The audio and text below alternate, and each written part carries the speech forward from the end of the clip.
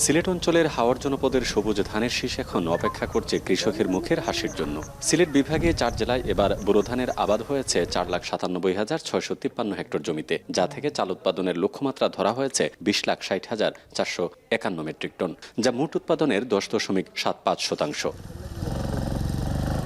৭ April থেকে সিলেটে শুরু হচ্ছে বোরো ফসল ঘরে তোলার উৎসব। বিগত বছর দুয়েক হাওরের কৃষকরা উৎপাদিত ফসল ঘরে তুললেও এবার প্রতিকূল আবহাওয়ায় দুশ্চিন্তার কারণ হয়ে দাঁড়িয়েছে।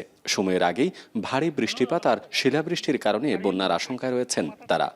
কচি যারা ৫ জমি করছে এরা বান্ধের অবস্থা দেখলে তো মাথা খারাপ হয়ে যায়। এই যে ফসলটা লাগাইছি, ফসলটা যদি কোনো রকম হতে তো আমরা মরা।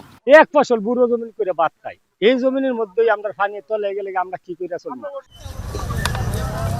হাওরের ফসল রক্ষা বাঁধ নিয়েও রয়েছে সংশ্লিষ্টদের নানা অভিযোগ। ইতিমধ্যে জলাবদ্ধতায় হাওরের অনেক জমি পানির নিচে তলিয়েছে, আর বাঁধের কাজ সময়মতো না হওয়া এবং নির্মাণ ত্রুটির কারণে এখন পুরোটাই ঝুঁকিতে হাওরের কৃষি জমি, বলছেন হাওর সংশ্লিষ্টরা। সুনামগঞ্জে যে কাজের মান সেটা নাজুক এবং এটা দুর্নীতি একদম চরম পর্যায়ে পৌঁছেছে। মার্চ মাস থেকে বৃষ্টি শুরু হয়েছে, সবগুলা হাওরে জলাবদ্ধতা আছে। জলাবদ্ধতা নিরসনে কিন্তু তাদের কোনো কার্যকর উদ্যোগ আমরা দেখিনি।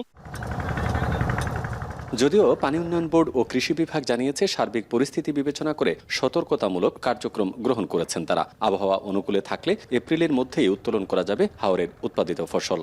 প্রতি বছরই কিন্তু মার্চ, এপ্রিল, মে মাস এই সময় প্রচুর বৃষ্টিপাত হয়, এটা একটা আগাম বন্যা সৃষ্টি করে। তো এই বছরও কিন্তু আমরা এই আশঙ্কা উড়িয়ে দিতে পারি না, এবং সেই কারণে আমাদের হাওর অঞ্চলে যে পিএইসির কাজগুলো ইতিমধ্যে প্রায় শেষের দিকে, এবং ফসলও আর 15 দিন পর থেকে কাটা শুরু হয়ে যাবে। কৃষকদের সাথে, স্থানীয় প্রশাসনের সাথে আমরা মত বিনিময় করেছি, যাতে করে আমাদের কর্তন যন্ত্র সহজলভ্য থাকে, সহজ এবং দ্রুত আমরা ধানগুলো কর্তন করে আনতে পারি।